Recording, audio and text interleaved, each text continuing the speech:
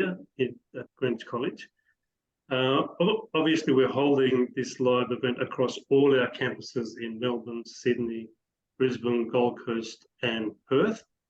So for those who have not experienced an Industry Insider event before, it's a series of influential and informative presentations or talks that are meant to inspire our international students through short, powerful talks from people like Andrew, and on a wide range of topics relative to courses that all of our students are studying. It's also an opportunity for you to connect with current industry professionals and experts such as Andrew.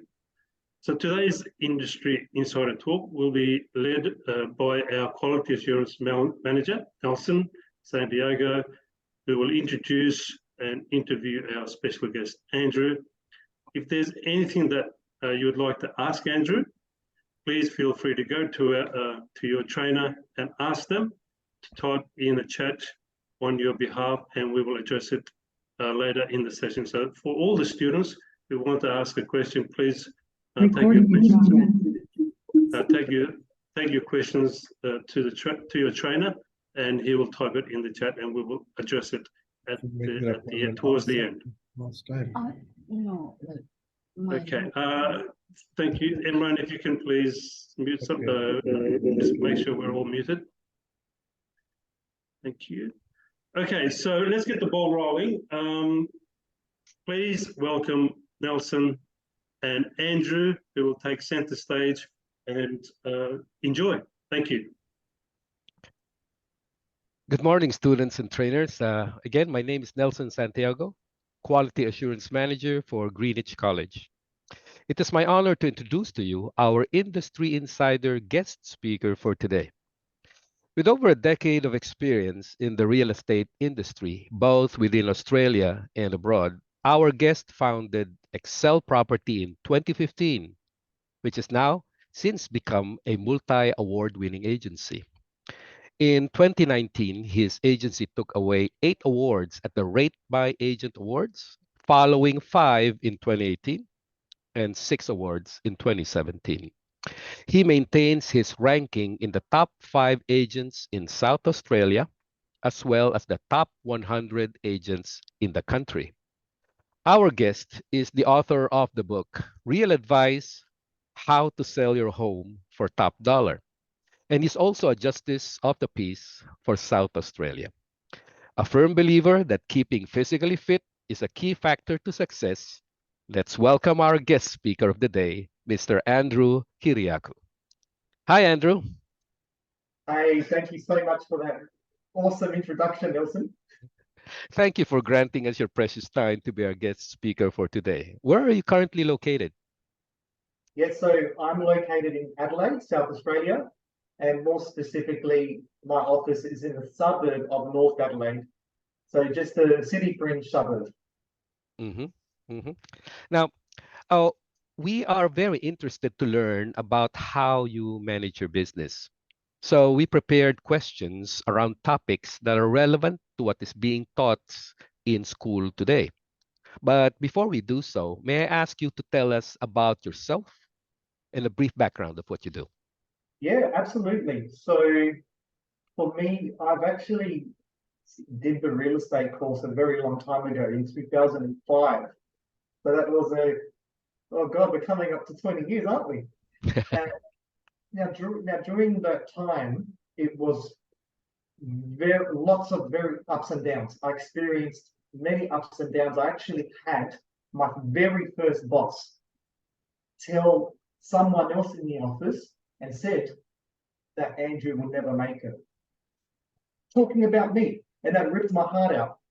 So I quit real estate, and then I had to go through this journey to rediscovering myself, and then fast forward, look where I am today. So I want that to be I mentioned that so everyone that's listening, I want you to understand that just because someone says you can't do something does not mean that. So there's always going to be people that try to put you down, but it's really important that you keep moving forward. That's what's critical. And in my spare time, I like sports. I like keeping active. Amalia might know I like a bit of karaoke But don't ask me to do that now. But yeah, I'm just like a normal person that enjoys, family and friends like everyone else, I guess. Mhm. Well, thank you. That's very inspiring to share. Now, in today's discussion, we would like to ask you a few questions on how you run your business. So Sure. let's start with marketing. Real estate marketing requires a fundamental understanding of your target audience. So the question is, how do you create ads that resonate with your target audience in real estate marketing using various platforms? Sure. So I think the very first thing to establish where a lot of businesses go wrong, a lot of businesses use a spray and pray approach. And that's not good. So you must identify who your target market is. That's very important. So with Xsell Property, which is my business, we have three parts to the business. Number one is real estate sales. So that's people who are looking to sell their property. Number two is buyer's advocacy, which we say BA for short. So that's people who are wanting to buy a property. Number three is property management, which we abbreviate PM. So they're landlords, people that want to find a tenant for their property, and of course the ongoing management of their investment journey. So we have to talk to those three target markets. So number one, it's about identifying your market. And one thing that I'd like to share with you in terms of marketing, what did I do to start when I was in the beginning of my business career? What did I do to in terms of marketing? So through YouTube, I did a lot of, let's call it outrageous property videos. And I'll tell you something. When I'm selling a house, when any real estate agent is selling a house, and you think of a property video to try and sell the property, a lot of people think of the typical real estate agent wearing a tie. Greetings, welcome to this house. There's the bathroom. There's the kitchen. Now, that's boring. Everyone does that. So what I've decided to do is dare to be different. And I would, for an example, I might get dressed up in Batman and show the house as Batman. Or I could be another character. Or I even did sing. I sung explaining what the property is. Now, that was very scary because I was thinking, what are people going to think of me? But being different is what gets exposure. And that really helped in getting my career going. So YouTube links were getting shared and viral. I actually got interviewed by Sunrise. That's how crazy it went. And as they say, any publicity is good publicity.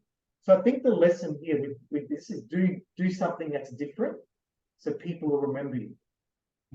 So you have done multi-platform approach in your campaign for your ads. You mentioned that you appeared on TV as well on Sunrise. Yes.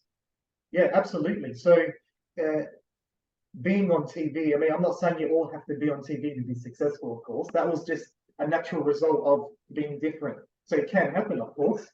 But and then when we're looking at the other platforms, we have a system where we use LinkedIn, we use Facebook, we use Instagram, as I mentioned, YouTube, TikTok. So, and it's important that the content you're putting is relevant to each platform. So if you look at Xsell Properties TikTok reels that are posts every day, you will notice that they're more fun. It's more seeing the funny side of things. Sometimes it's informative, but it's more the fun approach. If you look at Xsell Properties LinkedIn profile, it's more professional, informative.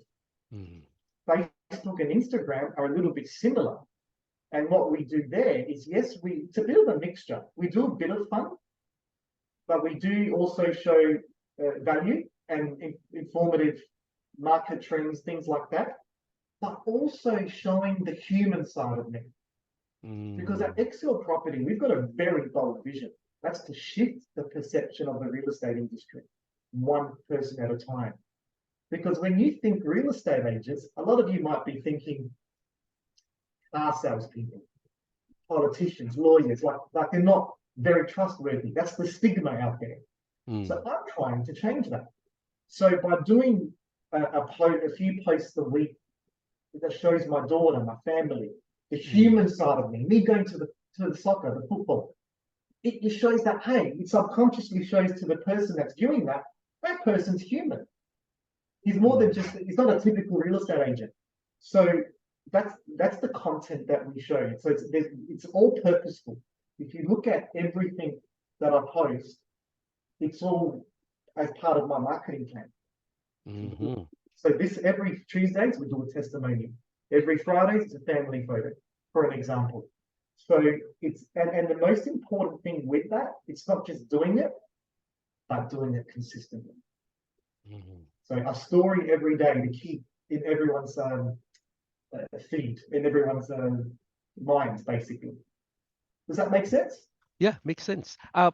In your line of business, you're involved in several projects. Can you talk about the project you worked on and explain how you made sure that it was done within scope, within your budget, within your allotted timeline, and quality from start to finish? Absolutely. So I'll give you a simple example of, let's say I have a client, and in this case, let's talk about someone that wants to sell their property. So they've come up to me and said, Andrew, I need to sell my house. Where do I start? What do I need to do? So we have a strategy session with that client. And in that strategy session, I'll look at the house, take some notes, and say, look, what is your goal, sir or madam? And they will say, most of the cases, people want to sell their house for the best price. So I would then say, well, if we really want to do that, we need to eliminate the problems that a buyer will pick on. How do we do that? Let's look at this checklist. You'll need to paint your house. You would need to clean the carpets. So we put down a time frame of the items that need to be done. So from here to the next 3 weeks, we're going to make sure that the painting is done, the carpet cleaning is done, that all the old furniture is removed. We'll get the stylists in so they can stage the house. And the garden will come in and tidy up the garden. So these are the preparation works that need to be done. And during that time, we'll give them the quotes, what that will cost, because the idea is the investment you put into this preparation will help maximize the sale price at the end. You see? So we'll then after that, what's next so when the 3 weeks are up, at that point we'll get our photographers to come in, the marketing team, the videographers, and we'll have that all done. And then that will take 2 days. So then we will go live on the portals on that Monday. So we guide them through that process. We recommend the people. We have a project manager that can do that for them if they're overwhelmed. So we give them those options depending on the client. Okay. You mentioned also with regards to all these activities that you use milestones to guide you in your timeline. Oh, absolutely. Absolutely. So when the painting is finished, at that point, we can get the stylist in. When the stylist has styled the property, at that point, that's the milestone for the photographer to come in. You can't have the photographer come in beforehand, you see. So there's a timeline of events, which we put down in a nice little digital format for them. Sometimes some clients want a hard copy. Of course, we'll cater for them as well. But most people are happy with the digital format. Now, in handling these projects, of course, problems would arise, right? So what problems did you face? And how did you make sure that your client stayed happy? Yeah, that's a really good question. So one of the biggest problems that a real estate agent will face. So after we've talked about the preparation stage, then we said the property goes on the market.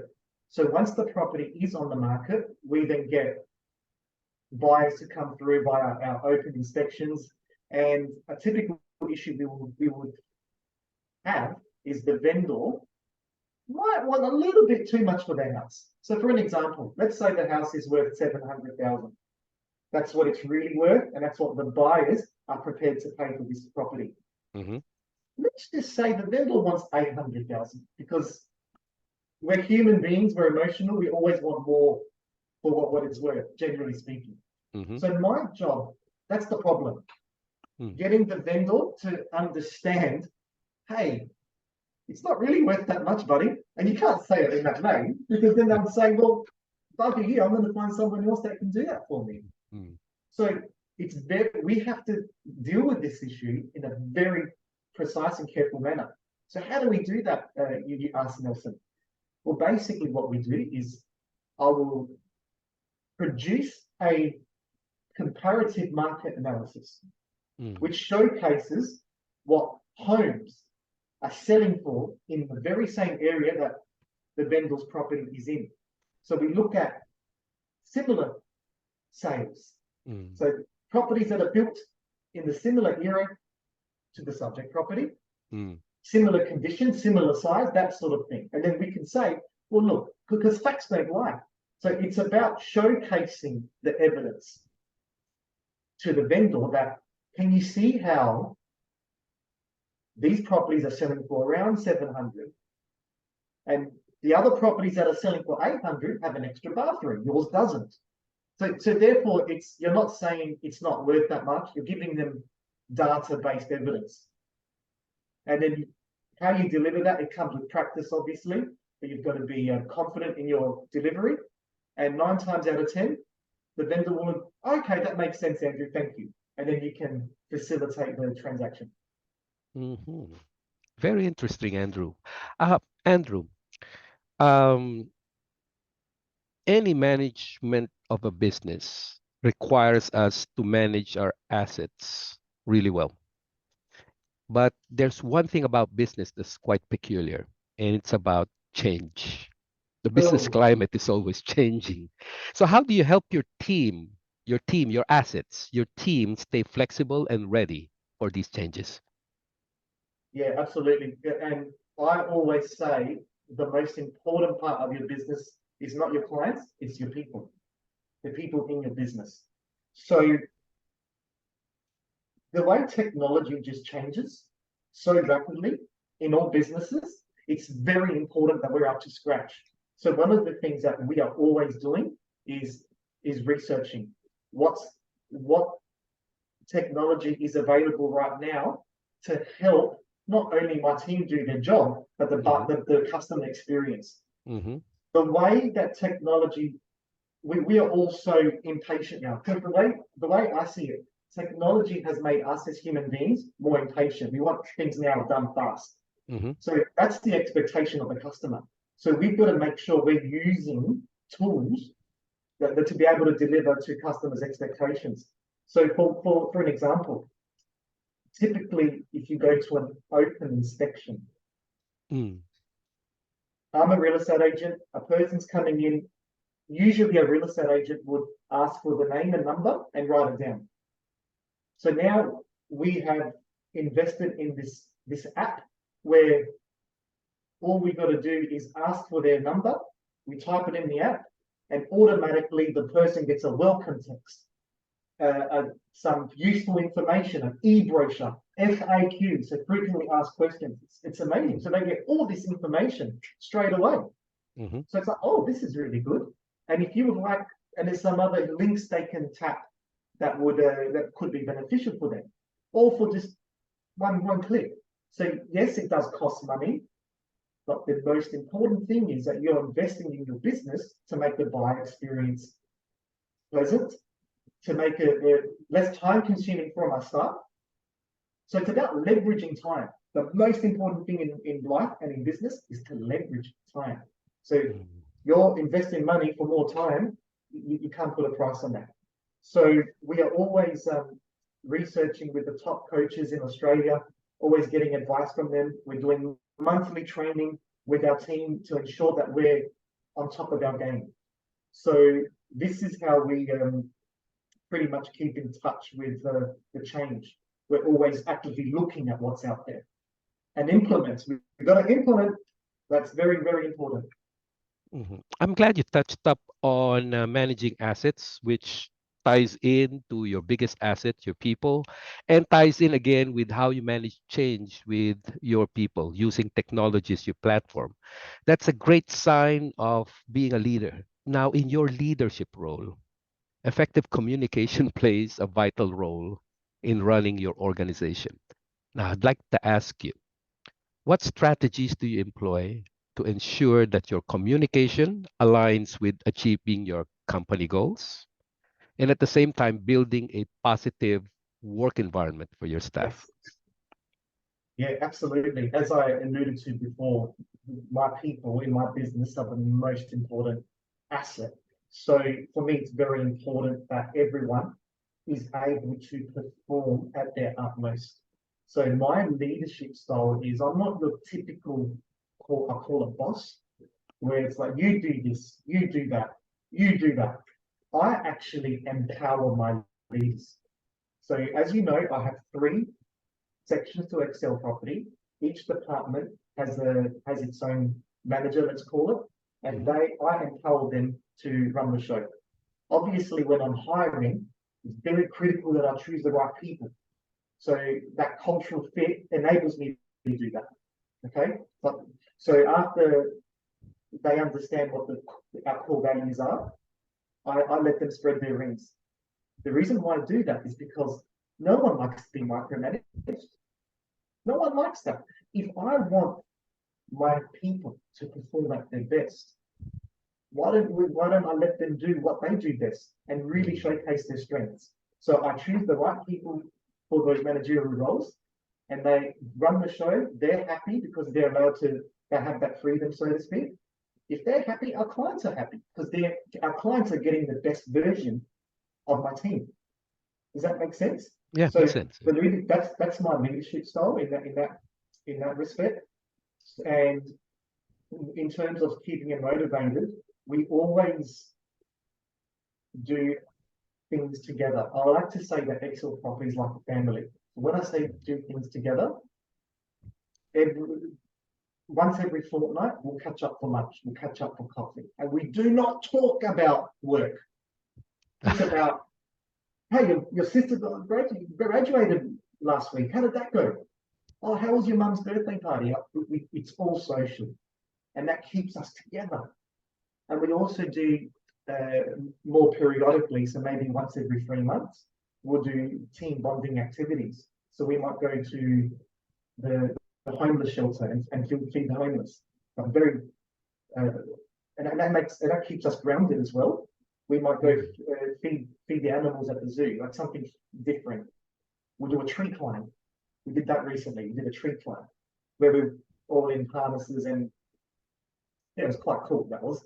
But you see, doing those things as a team bonding is so important to keep everyone motivated and together. And we always are reminded about our vision. Why do we do what we do? Which I shared with you all before. So we're all on the same page, and we all understand that there's ups and downs in business, but it keeps us together. And knowing that we are together, I guess, gets us through these times. Interesting. I'm shoot you one question here. Are leaders born or made? That's a very, very good question. I think everyone has the potential to be a leader, my friend. I really do believe that. Yeah, but you've got to be in the right environment. You've got to be in the right environment where you've got the right people around you, the right motivation, the right tools, and anyone can be a leader.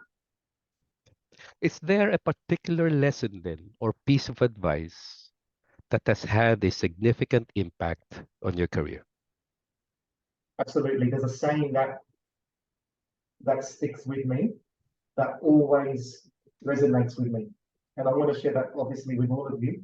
That do today what yourself tomorrow will thank you for. Because a lot of people think, so let me break that down again. Again. So what I'm doing today, do what I need to do today, what my future self would thank me for what I did yesterday. Because I think a lot of people get caught up in this hype. When you see these ads online, there's a quick fix to become a millionaire. Do this and your business will. There's no easy fix, guys. That's all nonsense. Okay. You see these things online as well, that these people that, oh, they're an overnight success. That's crap. It took them 10 years to become an overnight success. So my point is, you've got to do the grind. You've got to do the ugly stuff, the phone calls, the prospecting. You've got to do all that stuff to get to do what you've got to do persistently. You can't just do it once and twice. Oh, it's not working. No.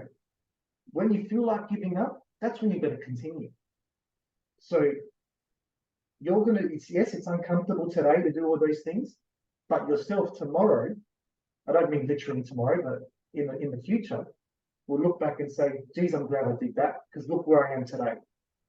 So don't underestimate the grind. There is no pill you take and it magically happens. You still got to do the hard work. So whatever industry you're in, identify what those key factors are that you've got to implement, whether it's phone calls, whether it's knocking on doors, or just that grind, that daily grind.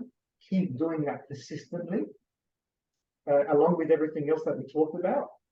There's one promise I have, is that you will succeed. Thank you very much, Andrew. That opens us up now to questions coming from the audience, because I've been looking at the screen and several questions now are popping up. Amalia, would you like to read the questions for us, please? Actually, I think Emran wants to ask the question himself. Okay, all right, let's do it. Go for it, Emran. Hi, Andrew. Hello. Can you hear me? I can, Emran. Nice to meet you. Wait, one moment. I just muted this. All right, can you hear me now? Yes, I can. Thank you. Nelson, can I share my screen? Please allow me to share my screen. Yeah, Amalia, are you in control of the screen? I think you can, Imran. Just press share screen. I've just made him a co-host so he can. Okay. Okay. Thank you.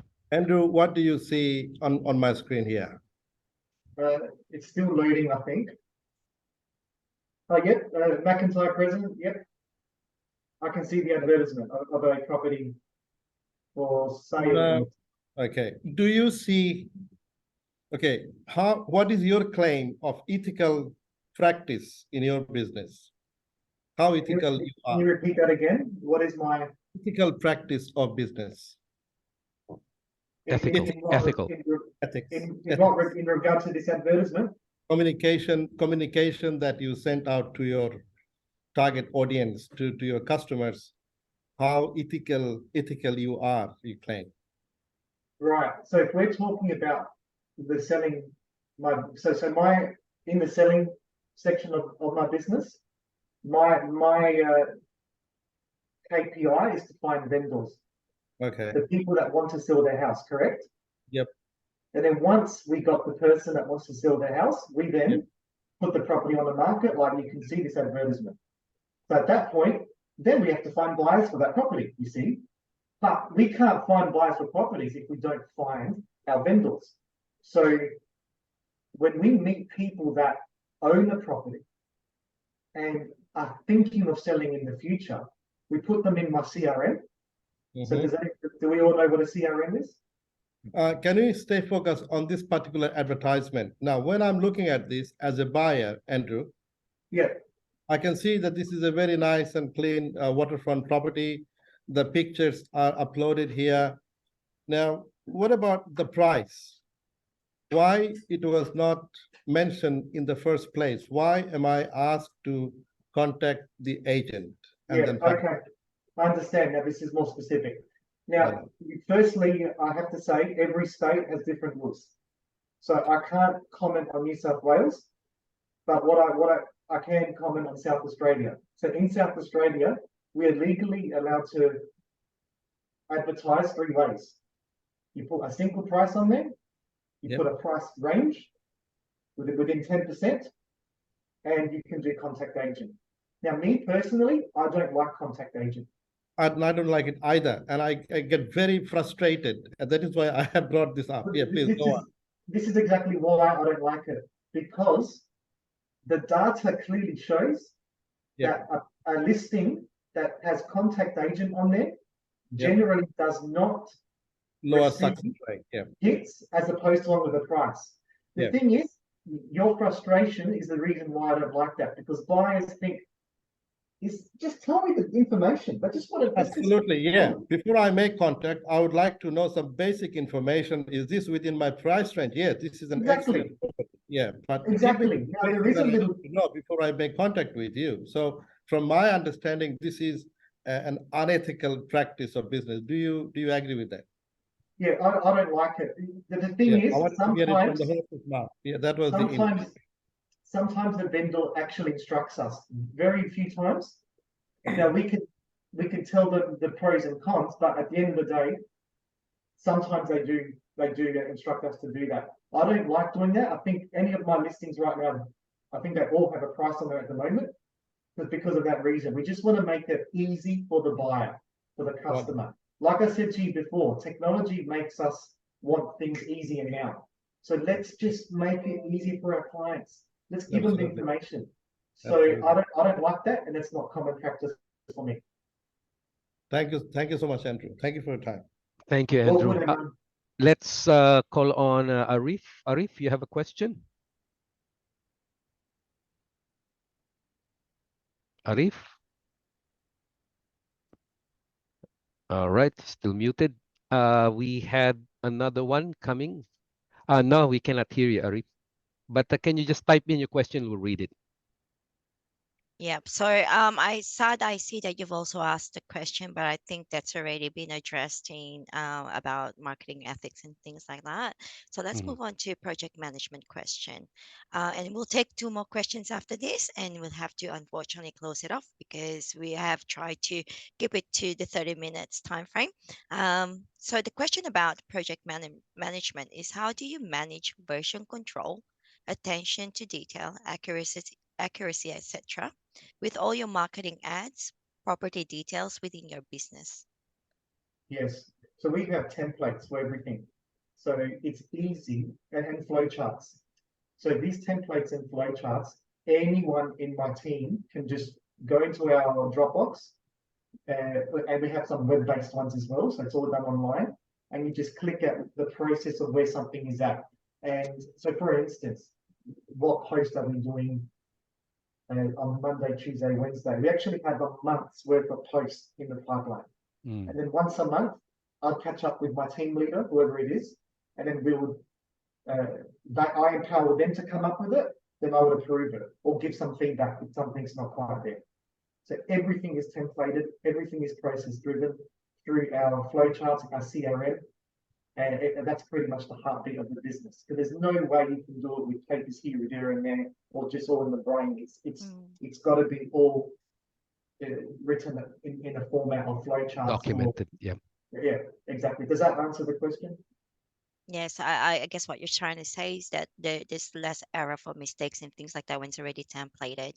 That's already been quality checked and things like that, and you can just continue to use the same thing again and again. Spot on. And we have, and I also have some employees in the Philippines as well that help with creating these things as well. So, because these things take time, so it's important to use the resources that you have to ensure that these things are done correctly. Thank you. So the last question, I'll take Arif's question. He's asking, is it ideal to set up a real estate business individually or with partners? Oh, that's an interesting question, but it's definitely not a black and white one. My answer to that is only have a partner involved if they can add something that you don't add. So if you have everyone's got strengths and weaknesses. If they cover your weaknesses, I would say that might be a good idea to have a partnership. But it's also very important, because I've been in partnerships before in other businesses, and I've seen it with other people. You have to make sure that you and the partner understand your roles very clearly, and it's documented, and that you both are striving for the same mission, the same vision. If you don't, you may as well just do it yourself and just have coaches, engaging coaches. Right. Wonderful. Thank you. And Arif just wanted to make sure that you understood that he does not mean it's wife or husband. It's mean with a business partner. Oh, is that yes? I think that's the best way to end this question and answer session. Yes. In future, we'll probably hold it for a much longer period. Yes. But for now, I'll bring it over to Erdem to say final words. Thank you from me though, Andrew and Nelson. Yeah, but before Erdem, one takeaway for everybody, please remember what Andrew said. Do today what yourself will thank you tomorrow. And with that, ladies and gentlemen, thank you very much, Andrew. Erdem? Thank you, Thank everybody. you. Thank you from the Greenwich College perspective, Andrew. Thank you very much. As you can see, is topics: leadership, management, project management, business is a huge topic that we can talk about a long time. So I hope from the students' perspective that they get some idea as to why they're undertaking their studies, and that they have learned something from Andrew. So Andrew, we want to thank you very much for your insights. Thank you very much for your knowledge. Thank you, of course, for making yourself available for the Insider Talk, and hopefully in the future we can do this again. For students, as you can see on your screen, if you want to get in contact with Andrew or look at what he does, there's a QR code that will direct you to his contact or his webpage, his socials, etc. So please take the opportunity to note this down, and if you want to get in contact with Andrew, you can do it in this way. So just before closing off, thank you everyone for joining. I can see that we've got a huge audience, and I hope that you've taken something out of this if you're having your leadership classes, project management, business, or management. So thank you very much. I've actually taken some notes. I've taken some important points out of it, and I hope that each of you have also. So once again, thank you, Andrew. We really, really appreciate your time. You're welcome. I wish you all, especially the students, all the best in your journey, and have fun with it. Work hard, but have fun with it. Thank you, everyone. Bye, everybody. Thank you. Bye. Thank you, Amalia. Thank you, Nelson, Andrew. Thank you, everybody. Thank you. Bye-bye. Thank you. Bye.